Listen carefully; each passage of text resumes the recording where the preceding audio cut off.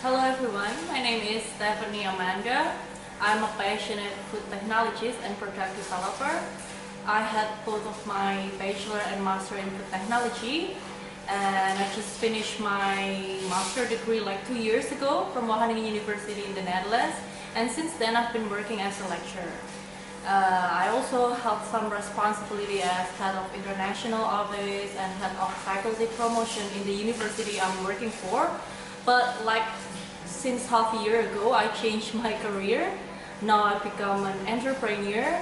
So mostly I spend 5 days a week as an entrepreneur, and the rest I spend it as a part-time lecturer. So I'm still teaching, but also doing some business. Amanda and I were high school classmates. You can even say that we were academic rival. She was first, I was second, but more than anything, she's a very good friend, if not my best friend, who even put up with my antics, including lighting my hand on fire for our graduation performance. Earlier this year, Amanda started her food business, Kuroba, a dessert featuring cheese cream wrapped in chewy crepe skin. In each food festival she participated, it was sold out, and it is becoming a popular gift option for the locals. So let me introduce you. This is my, not this one. I know. How can you resist that fluffy butt? Yes, Amanda has a dog. Her name is Kit Kat, and she's very strong. Okay, but this one is a Kuroba creamy crepes. You see it like this.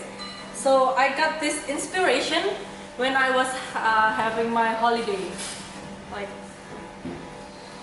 when I was having my holiday in Japan. So I tried a product, and then it was really good, real damn good.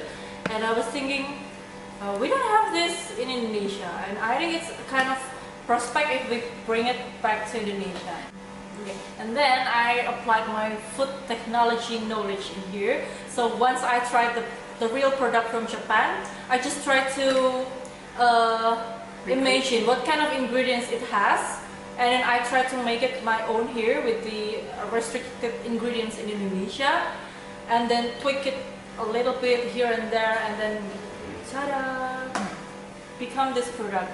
And my food technology knowledge actually plays an important role in here, because like when you first have to develop it, you need to think like about the shelf life, about the changing in the texture, changing in the flavor. What should you do? Like if you want to have a longer shelf life, like you want to extend the expiry date, then what kind of process or what kind of packaging you should use, what kind of ingredients you should add.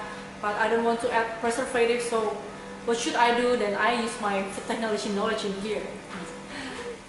So food technology is knowledge or science needed when you want to change a post-harvested material such as wheat, rice, or cassava, and then you want to change it into a real edible product such as bread, chips, and you need to know like what's happening in between, what kind of reaction, and then what kind of ingredients, what kind of process needed, and that's food technology. Like for example, you want to make a gluten-free bread, and what kind of ingredients or process you need to do, then you need to learn food technology. Or like you want to have your bread to have a color of perfect golden brown, then you need to know how to arrange the heat in the oven, like for how long you need to bake it, and what kind of leavening ingredients. That's the technology. During my bachelor study, I accidentally found my passion when I did a volunteer becoming a tutor for my friends. So I just teach in front of class for my friends because they asked for my help. And while teaching, I realized that I really like sharing knowledge. I like talking in front of people, sharing knowledge, and then I decided that I want to be an expert. To be an expert in food technology. So either I want to become a lecturer or a public speaker or a consultant, like any expert but in the field of food technology. So that's why I decided to directly continue my study to master degree, and still in the same field. And Wageningen University in the Netherlands is one of the top 3 best university in the world in food and agriculture technology. So if you have chosen that you want to pursue your dream in a certain field, then you must ensure that you get the best education in it, right? That's why I choose Wageningen University. So during my lectures life,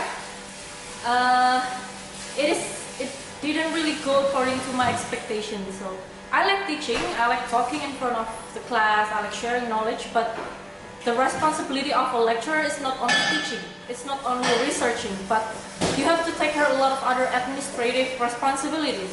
And sometimes those other responsibilities is even bigger than the teaching proportion itself. And it really makes me feel frustrated. I'm so stressful.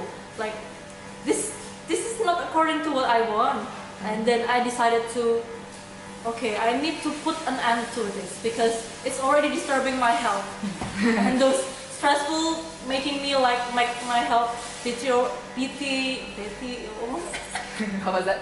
So those stressful moments make my health worse. That's why I decided to resign. And then I took a holiday. And then I came back. I tried to rearrange my life again.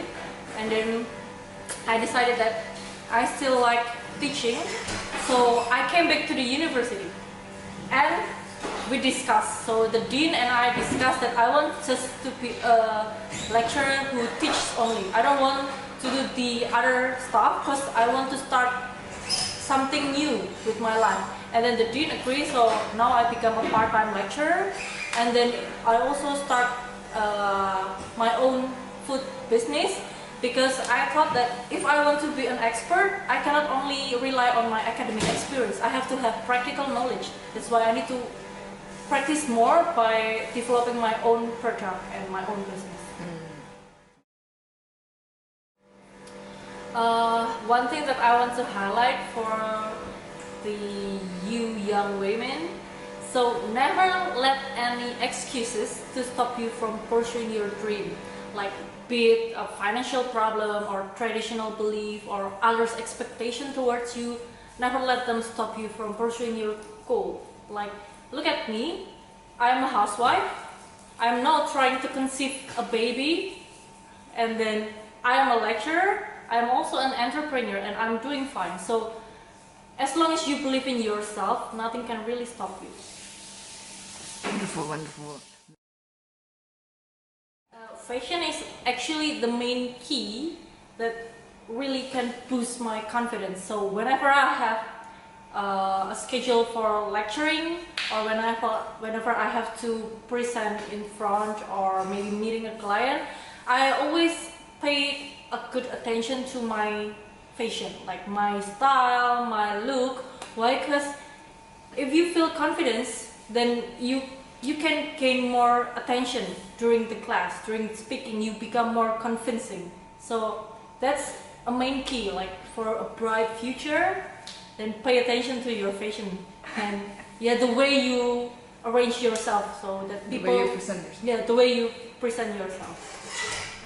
No matter how busy I am, I always make sure that I have a quality time for myself. So sometimes I even book my own agenda dedicated for myself, like for watching Korean drama, because I especially like Korean dramas, and watching Korean boy band, go traveling with friends, I like traveling a lot, and also reading novels. So those 4 things, I make sure that it doesn't matter how busy I am, I always have to ensure a slot time for this self-care. So when you say for yourself, does it include your family of my husband and your dog? My puppy, my dog? No. Am I too straightforward? No. But that's important. No, I mean, like, you need to maintain a relationship with your family, of course. You need to have time for your family. I also spare some time also for my family, but I don't want myself to be too exhausted just to Serve others. Yeah, just to, you know, how to say it? Just to serve other people. Like, I need to make myself happy, so I need to have quality time on my own, for my own. Yeah, makes sense.